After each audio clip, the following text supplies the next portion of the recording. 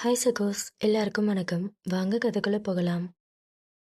பங்களாவின் பிரதான கதவை திறந்து கொண்டு உள்ளே நுழைந்த விஸ்வா அடுத்த நொடியே மிகவும் எச்சரிக்கையாக அந்த கனமான கதவை சாத்தி உள்பக்கமாக தாழ்பால் போட்டு லாக் செய்தான். அந்த பிரம்மாண்டமான பங்களாவிற்குள் எந்த ஒரு காவலாளியோ வேலைக்காரர்களோ இல்லை. ஒரு நிசப்தமான மௌனம் மட்டுமே அடங்கியிருந்தது.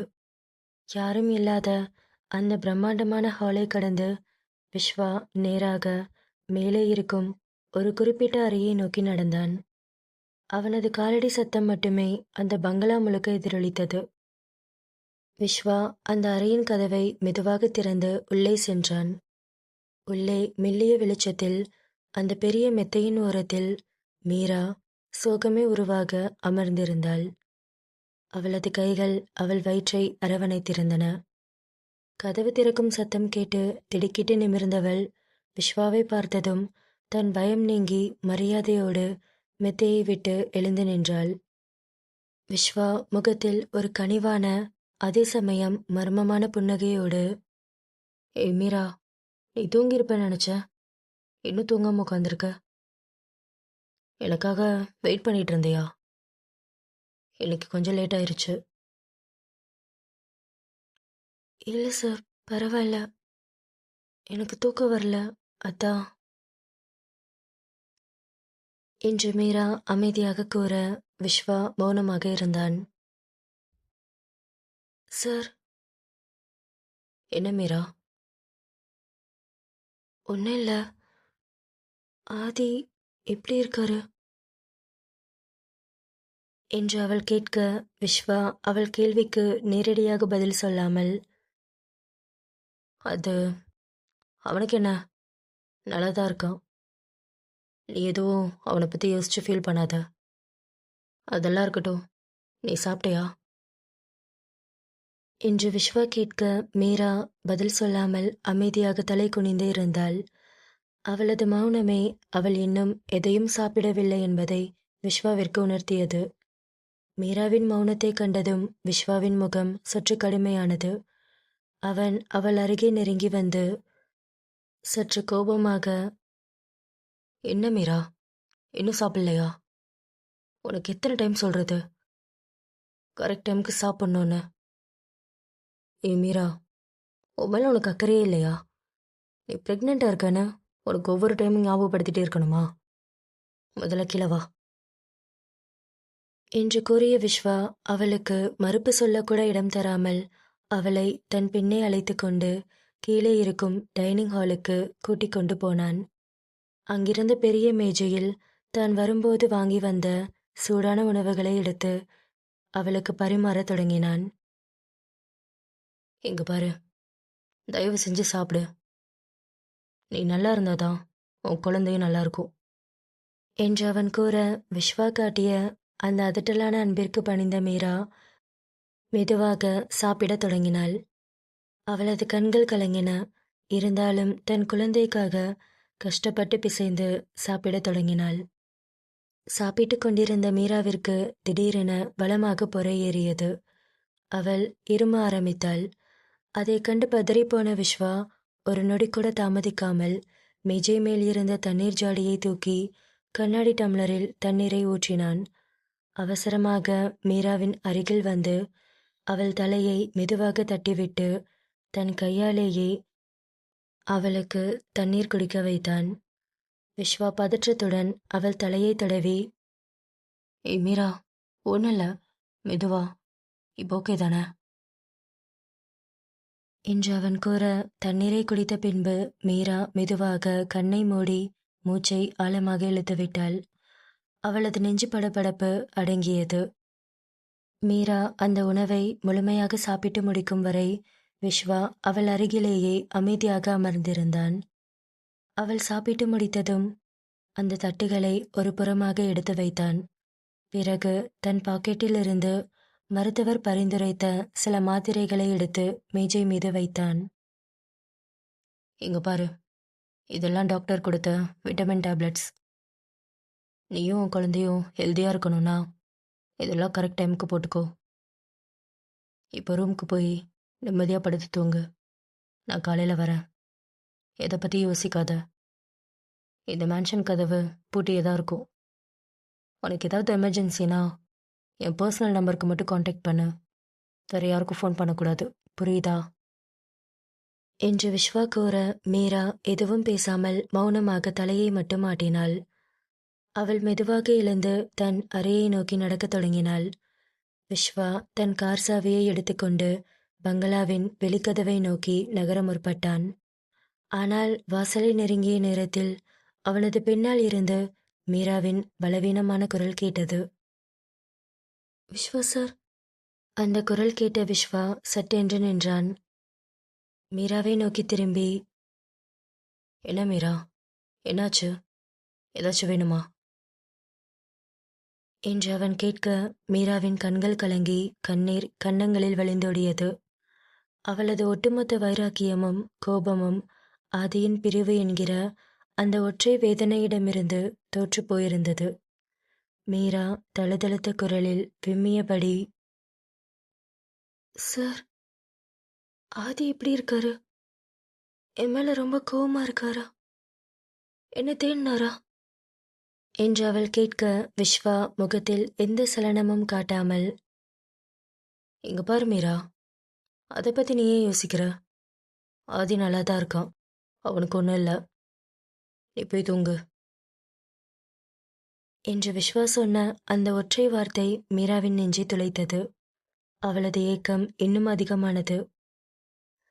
மீராவின் கண்களில் கண்ணீர் தாரை தாரையாக கொட்ட, விஸ்வா சார், நான் ஆதியை பார்க்கணும். என்னால் இங்க இருக்க முடியல. என்ன ஆதிக்கிட்ட கூட்டிட்டு போங்க. ஏதோ கோவத்துல அன்னைக்கு அவரை விட்டு ஓடி வந்துட்டேன். ஆனா அவர் இல்லாம என்னால ஒரு நிமிஷம் கூட வாழ முடியாது. ஏன்னா நான் அந்த அளவுக்கு ஆதியை காதலிக்கிறேன். அவர் இல்லாம என்னால இருக்க முடியல. அவர் மேல கோவம் இருந்தாலும் அவருக்கு நான் வேணும். என்ன அவர்கிட்ட கூட்டிட்டு போங்க. ஆதி எனக்கு புருஷனா கூட இருக்க வேணாம். என் வயிற்றுல வளர்ற பிள்ளைக்கு அப்பாவா இருந்தா போதும். என் அப்பா மாதிரி அவளை பாசமா பார்த்துக்கணும். ப்ளீஸ் சார், என்னை ஆதிக்கிட்ட கூட்டிட்டு போங்க என்று தன் முகத்தை மூடிக்கொண்டு அந்த டைனிங் ஹாலிலேயே மண்டியிட்டு அழுது தீர்த்தாள். அவளது ஒட்டுமொத்த காதலும் ஒரு தாயின் தவிப்பும் அவள் வார்த்தைகளில் கொட்டியது. ஆதிக்காக மீரா இப்படி உருகி அழுவதைக் கண்ட விஸ்வா கோபப்படவோ அல்லது பதற்றப்படவோ இல்லை. மாறாக அவனது முகத்தில் ஒரு வில்லத்தனமான சிரிப்பு அரும்பியது. அவனது கண்கள் மிகவும் மர்மமாக மின்னின. அவன் மெதுவாக குனிந்து மீராவின் தோள்களை பிடித்து அவளை தூக்கி நிறுத்தினான். விஸ்வா குரலில் ஒரு விசித்திரமான மர்மத்தை மறைத்துக்கொண்டு, போலாம் மீரா, கண்டிப்பா போலாம். நான் கூட்டிட்டு போறேன். ஆனா இப்போ இல்லை. இப்போ நீ இங்கே தான் இருக்கணும். நீ ஆதியை தானே பார்க்கணும். நான் கூட்டிட்டு போறேன். ஏய் மீரா, என் மேல உனக்கு நம்பிக்கை இருக்குல்ல? என்ன நம்புறீல என்று விஸ்வா அந்த கேள்வியை கேட்ட விதம், அவனது கண்களில் தெரிந்த அந்த விசித்திரமான பார்வை மீராவிற்குள் ஒரு சிலிர்ப்பையும் இனம் புரியாத பயத்தையும் ஏற்படுத்தியது. அவள் பயத்தில் எந்த பதிலும் சொல்ல முடியாமல் அமைதியாக விஸ்வாவின் முகத்தையே பார்த்து கொண்டிருந்தாள். விஸ்வா அவளது மௌனத்தை கண்டு மீண்டும் புன்னகைத்து, இங்க பாரு, இப்போ எதை பத்தி யோசிக்காம நிம்மதியா தூங்கு. மற்ற எல்லாத்தையும் நான் பார்த்துக்கிறேன் என்று விஸ்வா அவளை அந்த அறையிலேயே விட்டுவிட்டு பங்களாவின் பிரதான கதவை நோக்கி நடந்து வெளியே சென்றான். கதவு பூட்டப்படும் சத்தம் அந்த பெரிய பங்களாவில் பயங்கரமாக எதிரொலித்தது. மீரா அந்த வெறிச்சோடிய ஹாலில் ஒரு விசித்திரமான பயத்தோடு அப்படியே உறைந்து போய் நின்றாள். விஸ்வாவின் வார்த்தைகள் அவளுக்கு ஆறுதலை தரவில்லை. மாறாக ஏதோ ஒரு பெரிய ஆபத்து தனக்கும் ஆதிக்கும் நடுவே காத்து கொண்டிருக்கிறது என்கிற ஒரு இருண்ட பயம் அவளது நெஞ்சை கவ்வி பிடித்தது. அடுத்த நாள் காலை ஒரு பிரம்மாண்டமான 7 நட்சத்திர ஹோட்டலின் மினுமினுக்கும் மீட்டிங் ஹால் முழுக்க ஒரு விதமான பதற்றமும் விறுவிறுப்பும் கலந்திருந்தது. சுற்றிலும் துப்பாக்கி ஏந்திய பாதுகாவலர்கள் பாதுகாப்பு வளையத்தை ஏற்படுத்தியிருக்க, உள்ளே சர்வதேச அளவிலான மாஃபியா தொழிலதிபர்கள், வெளிநாட்டு முதலீட்டாளர்கள் மற்றும் நிழல் உலகத்தின் மிக முக்கிய புள்ளிகள் என பல கோடி ரூபாய் மதிப்புள்ள மனிதர்கள் அங்கே கூடியிருந்தனர். அனைத்து மேஜைகளிலும் லேப்டாப்களும் கோடிக்கணக்கான ரூபாய் மதிப்புள்ள பிசினஸ் ஒப்பந்த ஃபைல்களும் பரப்பி வைக்கப்பட்டிருந்தன. அது ஆதியின் கனவு திட்டமான பல நாடுகளை இணைக்கும் அந்த பிரம்மாண்டமான ப்ராஜெக்ட் எக்ஸ் ஒப்பந்தத்திற்கான இறுதி மீட்டிங். அந்த பெரிய வட்ட மேஜையின் ஒரு பகுதியில் கையில் ஒரு சுருட்டோடு மிகவும் கெத்தாக அமர்ந்திருந்தான் சித்தார்த். அவன் முகம் எப்போதும் இல்லாத அளவுக்கு சந்தோஷத்திலும் திமிரிலும் மிதந்தது. மீட்டிங் தொடங்க வேண்டிய நேரம் கடந்து அரை மணி நேரம் ஆகியும் ஆதி அங்கே வரவில்லை. ஒவ்வொரு நிமிடமும் நகர நகர சித்தார்த்தின் இதழ்களில் அந்த வஞ்சக சிரிப்பு நின்றபாடில்லை. சித்தார்த் தன் கையில் இருந்த சுருட்டை புகைத்து கொண்டே அங்கிருந்த லீடர்களை பார்த்து, இன்னும் யாருக்காக வெயிட் பண்ணிட்டு இருக்கீங்க? அந்த ஆதிக்கா? அவன் கண்டிப்பா எவ்வளோ நேரம் ஆனாலும் இந்த இடத்துக்கு வரமாட்டான். அவனோட டைம் முடிஞ்சு போச்சு. எப்பவும் கெத்தா கிளம்பி வர ஆதி இப்போ பிஸ்னஸ் பண்ணுற நிலைமையிலேயே இல்லை. ஒரு பைத்தியக்காரன் மாதிரி ரோட்ல சுற்றிட்டு இருக்கான். அவனால் இந்த மாதிரி ஒரு பிரம்மாண்டமான இன்டர்நேஷ்னல் ப்ராஜெக்டை இனிமே வழி நடத்தவே முடியாது. முதல்ல அவனோட பேரை இந்த அக்ரிமெண்ட்லேருந்து தூக்குங்க என்று சித்தார்த் கூறியதை கேட்டு அவனுக்கு ஆதரவாக இருந்த சில முக்கிய புள்ளிகள் உடனடியாக ஆமோதித்து பேசத் தொடங்கினர். ஆமாம், சித்தார்த் சார் சொல்கிறது கரெக்டு தான். பிஸ்னஸில் பர்சனல் எமோஷனுக்கு வேலையே கிடையாது. ஆதி இப்போ எந்த ரெஸ்பான்ஸும் பண்ணுறது கிடையாது. அவரோட ஃபோனும் ரீச் ஆகலை. இப்படிப்பட்ட ஒருத்தரை நம்பி நாங்கள் இப்படி பல 1000 கோடி இன்வெஸ்ட் பண்ணுறது? ஆமாம், அவர் சொல்கிறது கரெக்டு தானே. பேசாமல் இந்த பிளானோட ஒட்டுமொத்த பொறுப்பையும் சித்தார்த் சார்கிட்ட கொடுத்துடலாம். ஆதிக்கு முன்னாடி இருந்தே அவர் தானே இந்த இடத்துல இருந்து எல்லாத்தையும் பார்த்துருக்காரு. ஆதி இப்போ வந்த பையன். அவனை நம்பி இவ்வளோ பெரிய ப்ராஜெக்ட் எப்படி? என்று சித்தார்த்தின் ஆதரவாளர்கள் அங்கு பேச, அங்கிருந்த முக்கிய தலைவர்கள் அனைவரும் தீவிரமாக யோசித்தனர்.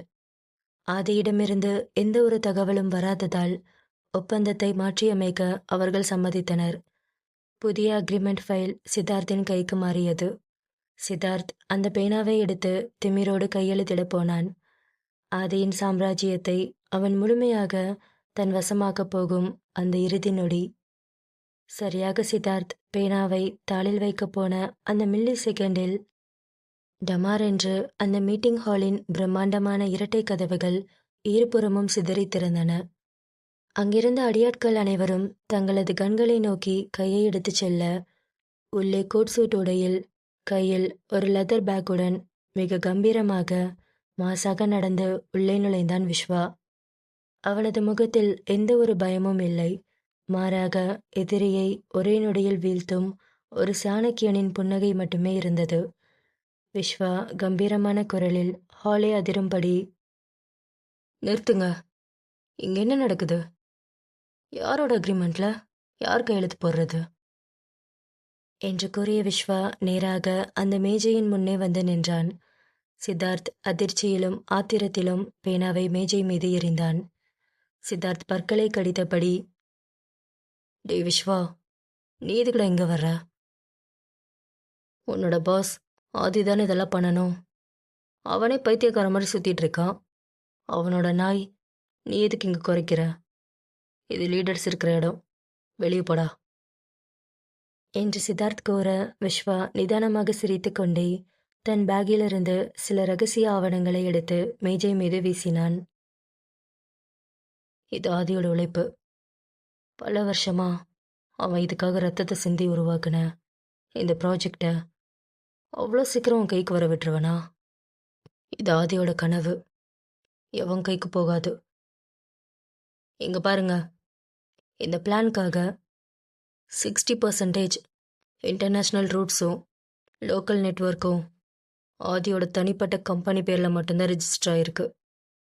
ஆதி இல்லாமல் இந்த பிளானை நீங்கள் வேற யாருக்கு கொடுத்தாலும் அடுத்த செகண்ட் இந்த ப்ராஜெக்ட் இல்லீகல்னு இழுத்து மூடிடுவாங்க. என்று விஸ்வா அங்கே இருந்த ஒவ்வொரு லீடர்களின் கண்களையும் கூர்மையாக பார்த்து தனது அசாத்தியமான பிசினஸ் திட்டங்களையும் ஆதியின் பலத்தையும் விவரிக்கத் தொடங்கினான். ஆதி இப்போ ஒரு பர்சனல் வேலையா கொஞ்சம் பிஸியாக இருக்கான். அதுக்காக அவன் பிஸ்னஸே விட்டுட்டான்னு அர்த்தம் கிடையாது. அவனோட முழு அதிகாரமும் சைன் பண்ணுற உரிமையும் இப்போ என்னோட பவர் ஆஃப் அட்டர்னியில் இந்த ஃபைல்ஸ் மூலமாக என்கிட்ட இருக்கு. சித்தார்த் சார்கிட்ட இந்த பிளானை கொடுத்தா அடுத்த ஒரே மாதத்தில் உங்கள் ஒட்டுமொத்த பணமும் கடலில் கரைச்ச உப்பு மாதிரி ஆயிரும். ஏன்னா இந்த பிளானை சக்ஸஸ்ஃபுல்லாக முடிக்க தேவையான இன்டர்நேஷ்னல் கான்டாக்ட்ஸ் எல்லாம் ஆதிக்கிட்ட மட்டும்தான் இருக்கு. என்று விஸ்வாவின் அந்த புத்திசாலித்தனமான பேச்சும் அவன் காட்டிய சட்டப்பூர்வமான ஆவணங்களும் அங்கிருந்த தலைவர்களை முழுமையாக யோசிக்க வைத்தன. விஸ்வாவின் மாஸ்டர் பிளானுக்கு முன்னால் சித்தார்த்தின் சதி அடியோடு சரிந்தது. அங்கிருந்த தலைமை லீடர் அனைவரையும் பார்த்து, விஸ்வா சொல்கிறது தான் கரெக்ட். ஆதி இல்லாத இந்த ப்ராஜெக்ட் வெறும் வெள்ளை காகிதம் மாதிரி தான். கண்டிப்பாக இந்த பிளான் ஆதிக்கு தான் கிடைக்கணும். விஸ்வா, நீங்கள் ஆதிக்கு பதிலாக இந்த அக்ரிமெண்ட்டில் சைன் பண்ணலாம். என்று கூற விஸ்வா மிகவும் கெத்தாக அந்த பேனாவை எடுத்து ஆதியின் சார்பாக அந்த பிரம்மாண்டமான ஒப்பந்தத்தில் கையெழுத்திட்டான். ஒட்டுமொத்த ஹாலும் கைத்தட்டல்களால் அதிர்ந்தது. சித்தார்த்தின் முகம் அவமானத்திலும் ஆத்திரத்திலும் சிவந்தது. தான் இவ்வளவு நாள் ஆதி இல்லாததை வைத்து போட்ட திட்டம் அவனது வலதுகரமான விஸ்வாவால் ஒரே நொடியில் தவிடு பொடியாக்கிவிட்டதை அவனால் ஜீரணிக்க முடியவில்லை. மீட்டிங் முடிந்து அனைவரும் வெளியேறத் தொடங்கினர். விஸ்வா தனது ஃபைல்களை எடுத்துக்கொண்டு கம்பீரமாக வாசலை நோக்கி நடந்தான். அவன் சித்தார்த்தை கடக்கும்போது வேண்டுமென்றே அங்கேயே நின்று தன் பாக்கெட்டில் கைகளை விட்டபடி அவனை கூர்மையாக பார்த்து நக்கலாக புன்னகைத்தான். என்ன சித்தார்த் சார், உங்கள் ஃபேஸே செருப்பால் அடித்த மாதிரி இவ்வளோ டல்லாக இருக்கு. ஆதி பிஸ்னஸில் கவனம் செலுத்த முடியலனா அவன் சாம்ராஜ்யம் அழிஞ்சிருன்னு நினச்சியா?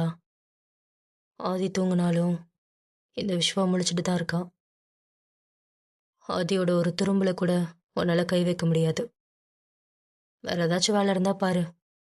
ஆனால் ஒன்று, அடுத்த தடவை மோதும்போது இன்னும் கொஞ்சம் புத்திசாலித்தனமா ஏதாச்சும் பிளான் பண்ண. வரட்டா? என்று விஸ்வா சித்தார்த்தின் தோளில் தட்டி கொடுத்துவிட்டு ஒரு மாஃபியா டானுக்கே உரிய கம்பீரத்துடன் அங்கிருந்து வெளியேறினான்.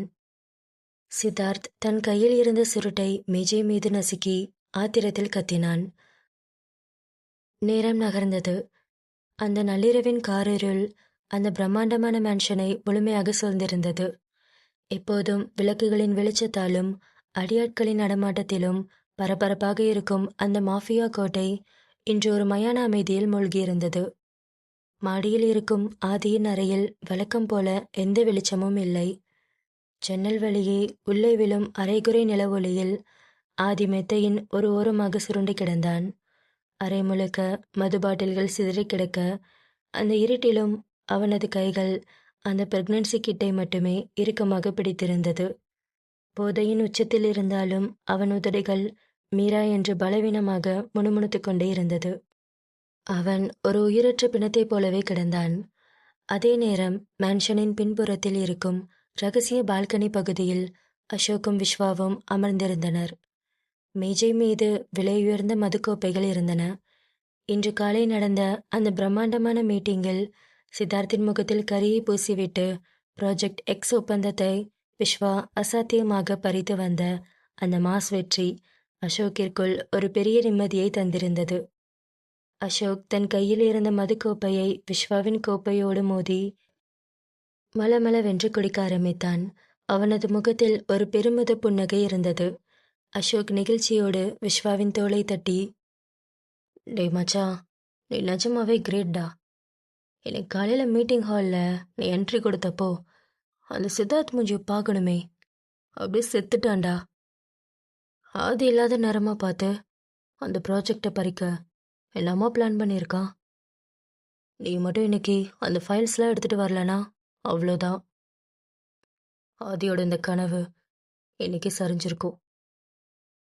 டேய் விஸ்வா, நீ மட்டும் இல்லைனா இன்னைக்கு ஆதி ஒன்றுமே கிடையாது. எல்லாம் உன்னால தான்டா என்று அவன் கூற, விஸ்வா எதற்கும் சலனப்படாமல் தன் கையில் இருந்த மதுவை மெதுவாக சுழற்றியபடி ஒரு மெல்லிய புன்னகையோடு அதை உறிஞ்சி குடித்தான். அவனது அமைதி எப்போதும் போல ஒரு ஆழமான கடலைப் போல இருந்தது. அசோக் ஒரு நீண்ட பெருமூச்சோடு தன் கோப்பையை மேஜை மீது வைத்துவிட்டு, டேய், எவ்வளோ சந்தோஷமா இருக்கு தெரியுமா? ஆதி இன்னும் பெரிய லெவல்ல போயிட்டான்டா.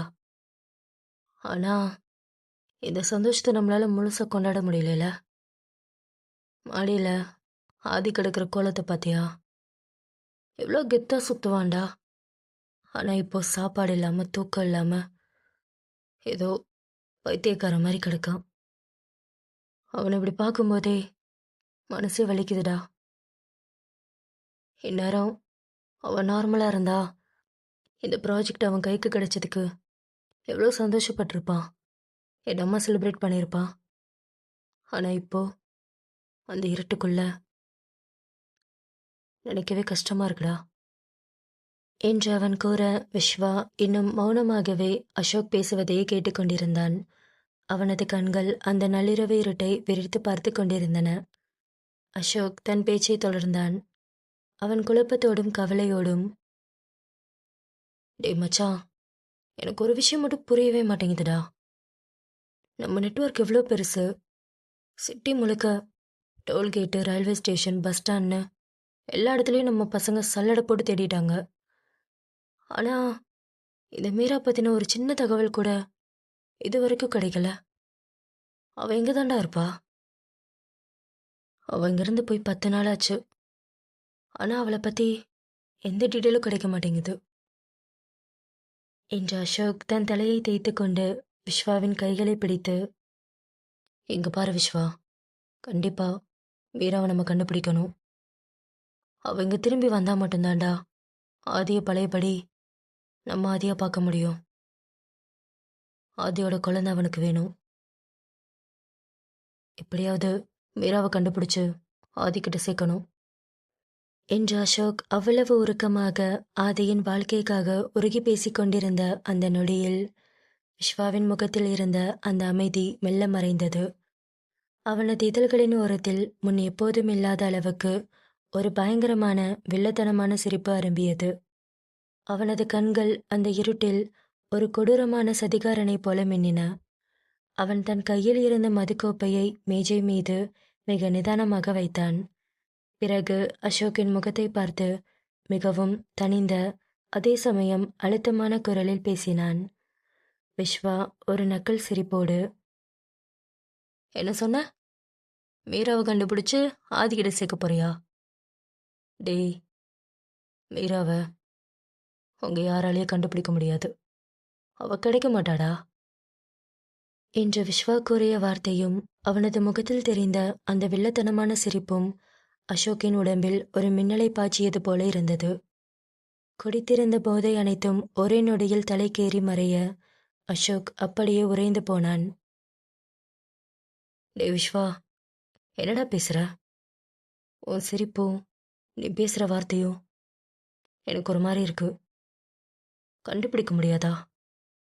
எப்படா சொல்ற? என்று அசோக் கேட்க, விஸ்வா நாற்காலியில் பின்னோக்கி சாய்ந்து அசோக்கின் கண்களை நேருக்கு நேர் பார்த்து பேசினான். அவ எப்படா கிடப்பா? இந்த உலகம் முழுக்க தேடினாலும் மீராவை எவனாலே கண்டுபிடிக்க முடியாது. ஏன்னா அவ இப்ப என்னோட கஸ்டடியில் இருக்கா. விஸ்வா சொன்ன அந்த வார்த்தைகளை கேட்டதும் அசோக்கின் நெஞ்சில் யாரோ ஈட்டியால் குத்தியது போல இருந்தது. அவனுக்கு தூக்கி வாரி போட்டது. அப்படியே நாற்காலியை விட்டு அறக்க பறக்க எழுந்து நின்றான். டேய், என்னடா சொல்ற? மீரா உன்கிட்ட தான் இருக்காளா? நிஜமாவா? ஏண்டா மீராவை உன்கிட்டயே வச்சுக்கிட்டு இவ்வளோ நாள் நீயும் எங்க கூட தேடின மாதிரி நடிச்சிட்டு இருந்தியா? டே பைத்தியமாடா நீ, ஏன்டா இப்படி பண்ண? இங்க பாரு, உடனே இது ஆதிக்கிட்ட சொல்லலாம். அவன் இந்த விஷயத்தை கேள்விப்பட்டா ரொம்ப சந்தோஷப்படுவான்டா. வா மச்சான், போய் ஆதிக்கிட்ட சொல்லலாம் என்று அசோக் அங்கிருந்து ஒரு அடி எடுத்து வைக்க அடுத்த மைக்ரோ செகண்டில் அங்கு ஒரு பயங்கரமான சத்தம் கேட்டது. விஸ்வா கையில் இருந்த மது பாட்டிலை மேஜையின் ஓரத்தில் அடித்து உடைத்தான். உடைந்த அந்த பாட்டிலின் கூர்மையான முனையை அசோக்கின் முகத்திற்கு நேராக நீட்டி ஒரே பாய்ச்சலாக வந்து அசோக்கின் சட்டை காலரை இறுக்கமாக பற்றி பிடித்தான். அவனது கண்கள் அப்படியே இரத்தமாய் சிவந்து ஒரு கொடூரமான சைக்கோவைப் போல காட்சியளித்தான். என்ன, ஆதிக்கிட்ட சொல்ல போறியா? ஏண்டா, உனக்கு எவ்வளோ தைரியம் இருந்தா ஆதிக்கிட்ட சொல்ல கிளம்புவ? மீரா ஏண்டா ஆதி கூட இருக்கணும்? அவ என்னோட மீரா. என்னோட மீராடா, என் கூட தான் இருப்பா என்று கூறிய விஸ்வா அந்த உடைந்த பாட்டிலை காற்றில் வீசி எறிந்தான். அவன் உடம்பு முழுக்க ஒரு விதமான வெறித்தனம் ஆட்கொண்டிருந்தது. அசோக் தன் வாழ்நாளில் விஸ்வாவை இப்படி ஒரு கொடூரமான கோலத்தில் பார்த்ததே இல்லை. ஆதியின் நிழலாக எதற்கும் கலங்காத சாணக்கியனாக இருந்த விஸ்வாவிற்குள் இப்படி ஒரு மிருகம் ஒளிந்திருக்கும் என்று அவன் கனவிலும் நினைக்கவில்லை. அசோக் பயத்தையும் தாண்டி தன் நண்பனுக்காக பரிதாபப்பட்டு விஸ்வாவின் கைகளை பிடித்து கொண்டான். டேய் மச்சான், என்னடா பண்ணிட்டு இருக்க? இது தப்புடா. ஆதி ரொம்ப பாவண்டா. டேய், ஆதி நம்ம ஃப்ரெண்டுடா. பார்த்தேல எப்படி இருக்கான்னு. அந்த மீராவும் பாவம் வயிற்றுல ஆதியோட குழந்தைய சுமந்துக்கிட்டு இந்த மாதிரி நேரத்தில் நீ என்ன இப்படி பண்ணிட்டு இருக்க? மச்சான், நீ பண்றது பெரிய தப்பு என்று அசோக் கூற விஸ்வா ஒரு பைத்தியக்காரனைப் போல உரக்க சிரித்தான். என்ன தப்பா? எதுடா தப்பு? ஏண்டா, அந்த மீரா ஆதியை பிடிக்கலன்னு விட்டுட்டு ஓடிடுவா. அவளை பத்திரமா நான் பார்த்துக்கிட்டா அது தப்பா? இங்க பாரு, ஆதி இப்போ வந்தவன். ஆனா மீரா ஆதிக்கு முன்னாடி இருந்தே நான் அவளை பார்த்துருக்கேன். அவ என்னோட மீராடா. அவங்க அப்பா இறந்தப்போ அவளை என் கூட வச்சு பத்திரமா பார்த்துக்கணும் தான் இந்த மேன்ஷனுக்கு நான் கூட்டிகிட்டு வந்தேன். இப்போ ஆதியை பிடிக்கலன்னு இங்கேருந்து தப்பிச்சு போக பார்த்தா. அவள் என் கூட தான் இருக்கணும்னு மறுபடியும் நான் தான் அவளை கூட்டிகிட்டு போய் இப்போ பத்திரமா வச்சுருக்கேன். அவள் என் மீரா என் கூட தாண்டா இருப்பா. என் கூட மட்டும்தான் இருப்பா. மீரா, விஸ்வா மட்டும்தான். இதுக்கு நடுவில் ஆதி வரக்கூடாது என்று அவன் கூற விஸ்வாவின் முகத்தில் இருந்த அந்த வெறித்தனம் மெல்ல மறைந்து மீண்டும் அந்த ஆபத்தான அமைதியான சாணக்கிய புன்னகை வந்தது. அவன் மெதுவாக வந்து அதிர்ச்சியில் உறைந்து போயிருந்த அசோக்கின் தோளில் கைகளை போட்டான். விஸ்வா அசோக்கின் முகத்தையே கூர்மையாக பார்த்து, அசோக், எனக்கு தெரியும்டா, நீ ஆதிக்கிட்ட இதை பற்றி எதுவும் சொல்ல மாட்டேன்னு எனக்கு தெரியும். ஏன்னா உனக்கு ஆதியை விட இந்த விஸ்வா தானே முக்கியம். டேய், ஆதிக்கு முன்னாடி இருந்து நம்ம 2 பேரும் ஒன்றா இருந்திருக்கோம். உனக்கு அவனை விட என்ன தானே பிடிக்கும். இந்த விஸ்வாக்காக நீ ஆதிக்கிட்ட சொல்ல மாட்டேல? எனக்கு தெரியும்டா, உன் விஸ்வாக்காக நீ ஆதிக்கிட்ட இதை பற்றி வாயை திறக்க மாட்டேன்னு எனக்கு தெரியும். என்ன மச்சான், நான் சொல்கிறது கரெக்டு தானே என்று விஸ்வா சொன்ன அந்த வார்த்தைகள் அசோக்கின் நெஞ்சில் ஈயத்தை காட்சி ஊற்றியது போல இருந்தது. ஒரு புறம் தன் உயிர் நண்பன் ஆதி அழிந்து கொண்டிருக்கிறான். மறுபுறம் தனக்கு மிக நெருக்கமான விஸ்வா இந்த துரோகத்தை செய்திருக்கிறான். இரண்டிற்கும் நடுவே மாட்டிக்கொண்ட அசோக் கடும் குற்ற உணர்ச்சியால் தலை குனிந்து மௌனமாக எந்த பதிலும் சொல்லாமல் அங்கிருந்து நகர்ந்து சென்றான். விஸ்வா மீண்டும் நாற்காலியில் அமர்ந்து அந்த உடைந்த பாட்டில்களுக்கு நடுவே தன் மதுக்கோப்பையை எடுத்து மீண்டும் அதை குடிக்க ஆரம்பித்தான். அவனது அசுர சிரிப்பு அந்த நள்ளிரவு காற்றில் மிதந்தது. ஆனால் அவர்கள் இருவருக்கும் தெரியாத ஒரு பெரிய ஆபத்து அங்கே ஒளிந்திருந்தது. அந்த பால்கனியின் வாசலின் மறைவில் நின்று விஸ்வா உடைந்த பாட்டிலோடு கத்தியதையும் மீராவை அவன்தான் வைத்திருக்கிறான் என்ற கொடூரமான உண்மையை பேசியதையும் அங்கே ஒரு நிழல் உருவம் ஒட்டுமொத்தமாக கேட்டுக்கொண்டிருந்தது. இந்த கதையுடைய அடுத்த பாகம் சீக்கிரமே நம்ம சேனலில் வந்துடும். மறக்காமல் சேனலை சப்ஸ்கிரைப் பண்ணிக்கோங்க. கதையை பற்றின உங்கள் கருத்துக்களை கமெண்ட்டில் சொல்லுங்கள். கதை பிடிச்சிருந்ததுன்னா வீடியோக்கு மறக்காமல் ஒரு லைக் பண்ணிக்கோங்க.